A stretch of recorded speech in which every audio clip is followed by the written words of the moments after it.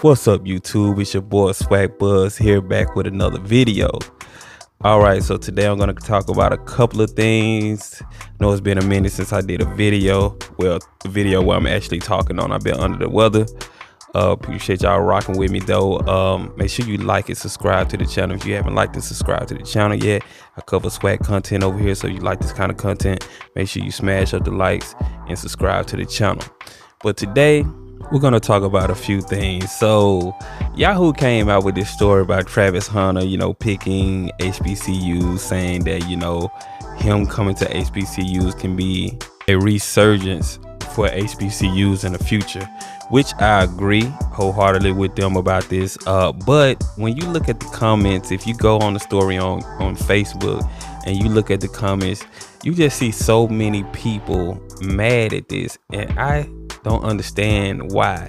I mean, you have all these kids signing to these Power 5 schools, and that's perfectly fine. But because this kid chose to come to a HBCU, you're getting all these negative comments, just down talking HBCUs, football, the resources and everything like that. And I try to make it my business to let people know in these comments that, hey, the only reason Power 5s are doing what they're doing is because of resources. Because if you put HBCUs and Power 5 schools on the same level, like with facilities, everything, like facilities, money, everything, HBCUs will get all the players because it's cooler to go to a HBCU. You're gonna have more fun at a HBCU than you would at a Power 5 school, and it's more culture. So resources and money is the only thing Power 5 schools have on HBCUs in the first place.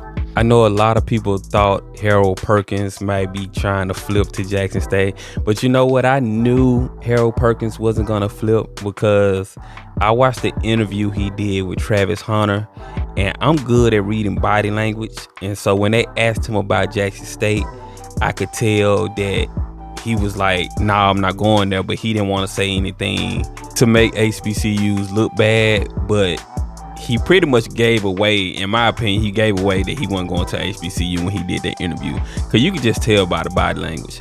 But he went to Texas A&M, so they got a stacked roster coming in, well, stacked class coming in. They should go to the national championship. If y'all don't go to the national championship and y'all getting all these good players, then what's the point? And also, I hear so many people saying that it's better for these players to go to these Power 5 schools because they playing with the best of the best. But if you're on a stacked team with other good players or high level players, how is that making you better really? Because you don't have to do much work, because you already know these other positions are sold up with players just as good talented as you are. I feel like a player that goes to a team where he has to do more work makes him a better player. So that's why I think a lot of these busts that come into the NFL come from these big Power 5 schools, because they don't have to really do much. All they have to do is do their little part on the football team and stand out a little bit, and then they go to the NFL. But you got these guys at lower level schools that's dominating. They go into the NFL and they produce. So I don't really understand that logic when it comes to players going to stacked teams and thinking that they're just better than everyone because they played on this stacked team. Because all Alabama players don't go into the NFL and do great. There are some Alabama players that go into the NFL and they bust. So, that's just how it is sometimes. That's just my opinion. But yeah, man, the Travis Hunter stuff, it's just been crazy. I just been online reading things, and I'm just like, man, they are really, really mad. Why? But anyway, that kind of leads me into talking about Channing Crowder. So Channing Crowder came out and said, he came out and apologized pretty much, because he was doing all that talking about a #1 player would never pick a HBCU, and it happened. So he kind of had to eat his crow. He kind of had to apologize on his new podcast that he has with Fred Taylor. That's crazy how they split up too. Like I Am Athlete, they went on and started their own podcast called The Pivot. But I'm gonna watch both of them. I like I like Channing. I like Channing Crowder. I like Fred Taylor. I like Brandon Marshall. I like Chad Ocho. So I'm gonna watch both podcasts. I don't really know the backstory about what went on with them, but anyway, he had to eat that crow. He had to come out and apologize. But he said he doesn't think Dion or Coach Prime is gonna stay around to see Travis Hunter graduate. I've talked about this so many times before. Like, I don't see Coach Prime leaving anytime soon, and it's just crazy to me that you see so many people saying that they just automatically assume he's gonna leave. And you know, I think that since it's so expected, it's gonna be hard for him to leave because people are expecting him to leave for a Power 5 job.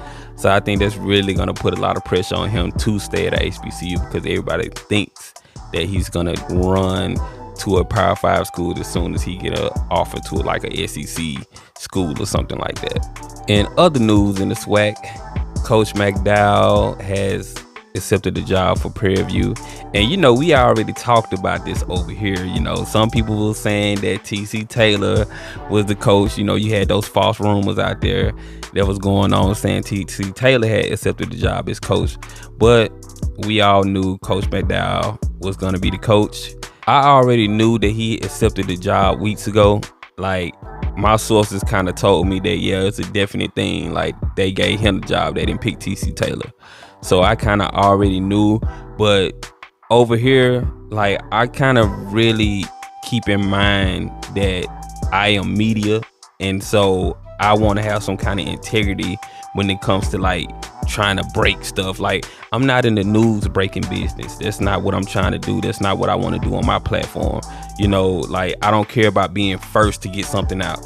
So you'll never see me rushing to get something out first.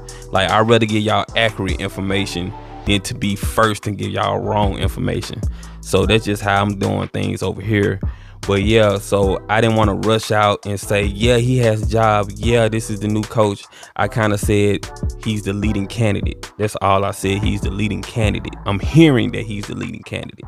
So it's a way to do things with this. You know, I'm never going to go out here and just feed y'all anything, just throw information out at y'all, because I understand that a lot of people listen to me and I never want to steer them wrong or misrepresent the SWAC in any kind of way.